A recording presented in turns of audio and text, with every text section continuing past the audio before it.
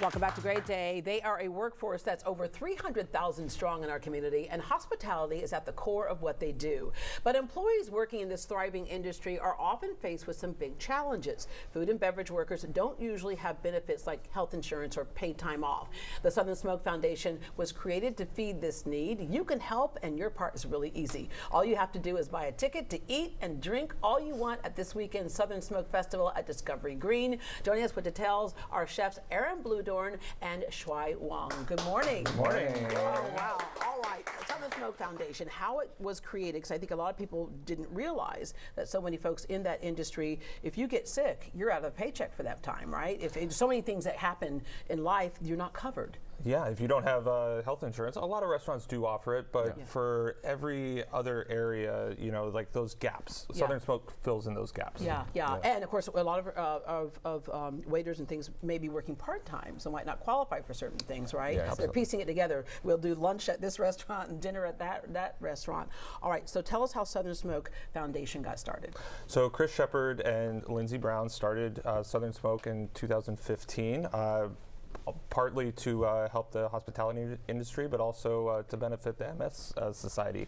So as the years went, you know, they continue to support MS Society, but also there was such a greater need for help in the food and beverage industry, and you know, with COVID exposing a lot of these vulnerabilities, they found ways to continue to add to that. So today we have a program that they offer called Behind You, where it provides mental health services for food and beverage workers. You've done all kinds of things, even people who dealt with natural disasters, you know, the Pacific Palisades, you know, the fires out there, there were, you know, wildfires, or here, of course, we certainly had our fair share of natural disasters, and people would get help either repairing their homes or a place to stay while their home was being repaired. So whatever it is you can think of that disrupts your life and disrupts your paycheck, you're able to help through the grants. In fact, you've dealt with this yourself. Yeah, my wife and I, we ate at the barbecue restaurant. You know, after 3 or 4 months of opening, the worst happened. Like, we had a fire, and we didn't know how to pay our employees. We were devastated. I've never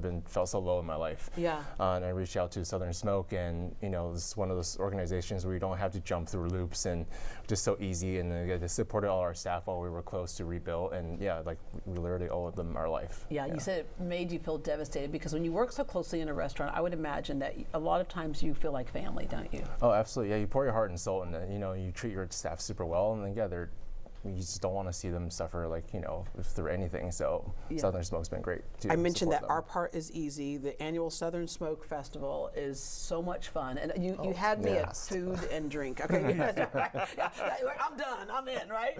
But explain what people can expect at Discovery Green, and you two are obviously part of it. Yeah. So there's going to be, you know, small bites all over the place. Lots of different drink opportunities, I would say. Yeah.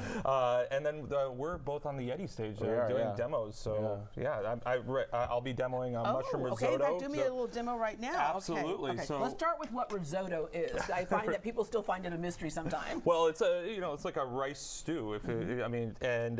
What I'm demoing here is, because it's the Yeti stage, how to make a risotto in the backcountry if you're on a fishing trip. Jan, did you hear him say rice stew? She goes, I think it's a pasta. I go, no, it's not a pasta. She goes, no, I really think it's a pasta. No, okay. Well, it's both, right? Okay. But you know, gluten-free pasta. Okay, right? there you go. Right.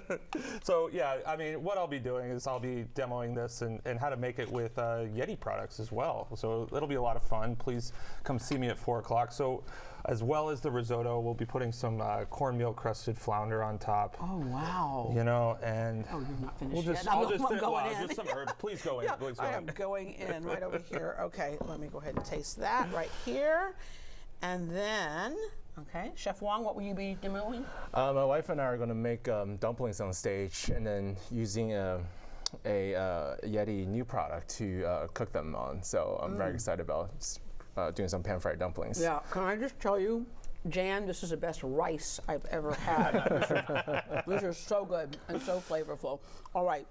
So when you're not doing Southern Smoke Festival, you're doing all of your other things at your restaurant. So let's talk about Aaron. Yeah. You came to Houston and opened Bludorn and have opened more since then. Yes, absolutely. We've opened up also Navy Blue, Bar Bludorn, and Perseid is our newest restaurant in Hotel St. Augustine. Yeah. All right. So what can people expect in each one of those restaurants on a daily basis? Yeah, well, Bludorn is a new American. We're always changing the menu, making things fun. You know, we have Perseid, which is our new French bistro with Gulf Coast influences, and then Bar Bludorn's just our quintessential neighborhood restaurant. I out love it. Memorial. It's in my neighborhood. Yes, it's in my neighborhood. I love it, and it's got such a cool feel to it. It feels like a little retro. Thank you. Yeah, I No, feel we like I'm like a Mad Men. I feel like I'm in the bar during Mad Men days. we feel like it just sinks right into that neighborhood. Yeah. All right, and you have staff members who've also benefited from the Southern Smoke Foundation. Yes, absolutely.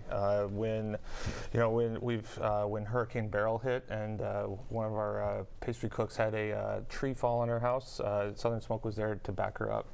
And there's countless stories like that. Yeah. All right, Chef Wang, born in Beijing, raised in Queens. Yes, ma'am. All right, and then now here you are in Houston. What got you to Houston?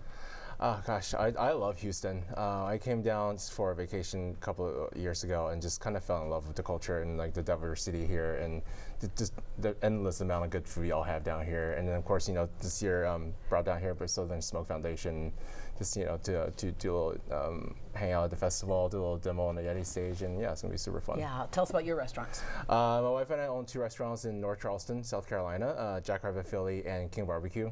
Jack Rabbit is more of a restaurant old to my grandma and my mom's recipe is inspired by them.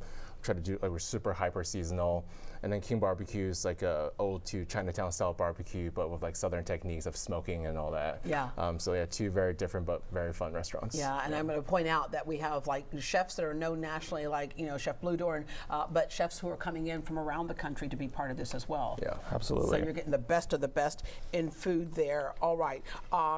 I love this. This is so good, so amazing. We've had a renaissance in terms of food in this country because we were still eating out of a can not too long ago, right?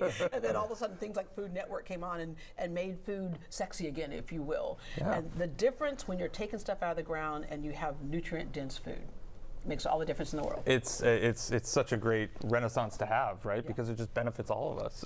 Yeah. And Chef Wang, I can't tell you how many people I hear say, yes, I want to be a chef, but I want my own restaurant. Yeah. And like there's first of all, sometimes they don't understand what being a chef is. You don't just get in and just start cooking up your own favorite food every day, right? Yeah. There's a process there. But your best advice to someone who says, and I want to open up my own restaurant. For the longest, that was my dream when I first graduated culinary school. I just wanted to open a restaurant, and for the longest time, I kept telling people no, because it's a lot of hard work. But if you're super passionate about it, I think follow your dreams, but just be true to yourself. Yeah. Don't stray away from that. Just do exactly what you want to do. Don't be apologize for it. Just be you and cook the food that you love to cook, and just be you. And sometimes when we see things like Bobby Flay signing a $100 million contract, sometimes I think young people want to do it for the fame of it. Yeah. There's a lot of work that goes into the fame of it. Yeah. You can't do it for the fame. Yeah. You gotta do it for the passion. Yeah.